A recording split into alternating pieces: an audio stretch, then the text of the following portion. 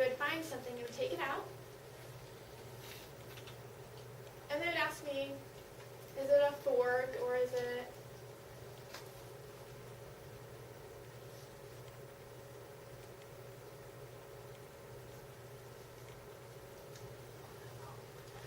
or a remote or whatever it could be that was in the bag. There's different things in the bag, so they would ask me what it was.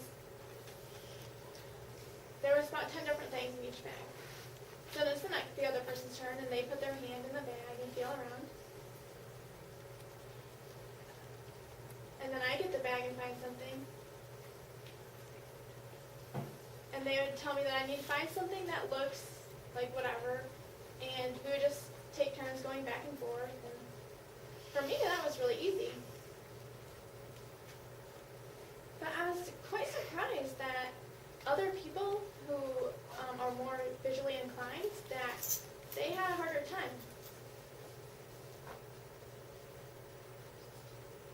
They weren't used to low vision.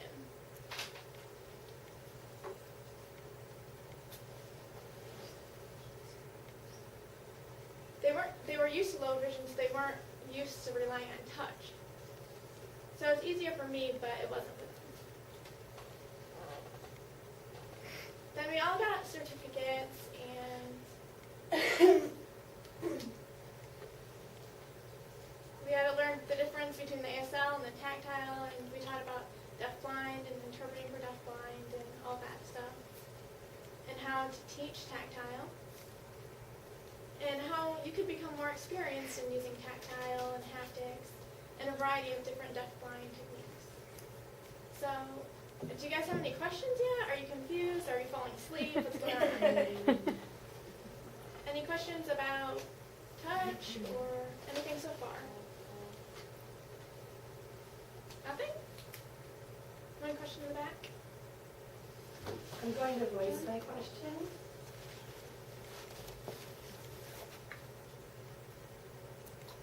Go ahead.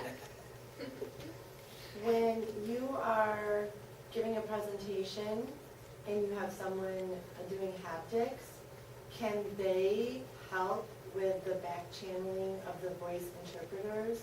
Will they tell you if the voice interpreters are nodding their heads, seem to be following along? How would that work?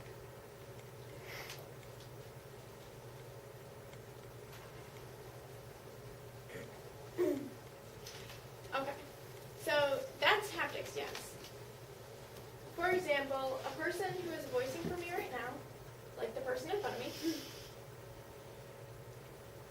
the person behind me can say if the person is laughing or asking a question or has a puzzled look on their face.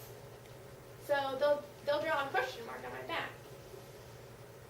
And then it's like there's a map on my back, so they can indicate where people are.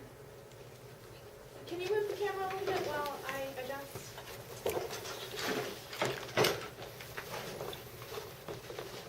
I'm going to show you how to set up the map of the room. How you know who is here and where the people are sitting. What everybody in the room is doing. If somebody is coughing, then I would know somebody back there is coughing. Was that you? Yeah, it was sticky.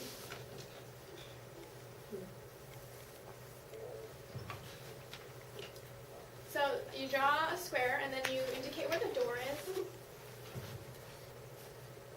So the map will change.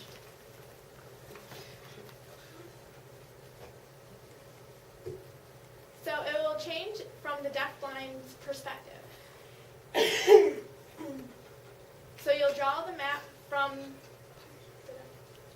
the deafblind person's perspective.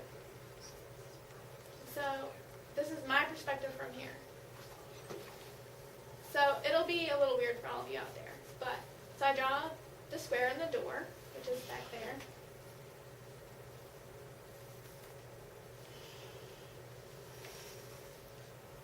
And then I draw the table. And then Danielle is sitting there. And then Jessica.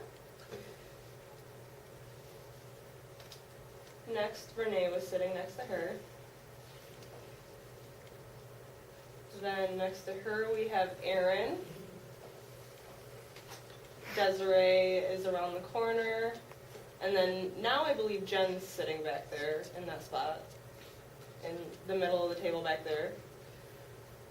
And sitting next to her was Cindy. Around the corner of the table next was, I forgot her name, I think about it, starts with K, Kayla? Kayla. Then next we have Caitlin. And then next we had Brianne. And now I am up here in the front of the room, and the two voice interpreters are in front of me here. So Cindy was sitting back there. Now she's voicing, obviously, but she was coughing. So Nick was pointing to who it was and doing this motion on my back. And when Jen raised her hand, he would point to where Jen is sitting and do this motion on my back, which represents someone's raising their hand. So if Erin is really confused, everything's going over her head, she doesn't understand, but she doesn't want to tell me something, so she'll just kind of look confused in general. She doesn't know what I'm talking about. We'll point over here to where she's sitting and draw a question mark. So that way I know what's happening and going on. It helps me during classes as well with my students, because students can sign whatever they want or act like a clown, just be class clowns, behave badly. So if I have a student doing so or sleeping, nodding off, my SSP or haptic person will draw little Z's on my back, which will let me know that whichever person is sleeping. So I can get their attention, wake them off, offer them coffee, tease them a lot. But I know that some students are texting. They think that, Izzy can't see it, doesn't matter, I can do what I want. But it's an ASL class, so if you're not looking at the teacher, you're going to miss everything. So if you're texting under your desk and you're not looking at me, you're not understanding anything in sign language. So my SSP will tell me where they're sitting and do a little mark on my back, and I can say, "Hey Jen, stop what you're doing, look at me, you need to pay attention." So I can catch the student in the act. I know in one of my classes, I have two girls that are very good friends. They always sit right next to each other. But sometimes I just feel like something's not right, so if they're chattering, doesn't matter if it's just a little bit of lip movement, my SSP's gonna use haptics to let me know what's going on and let me know that these girls are chattering. So I can tell them they need to be quiet and pay attention. So maybe we'll have a surprise test or something. So during a test, these girls always sit next to each other.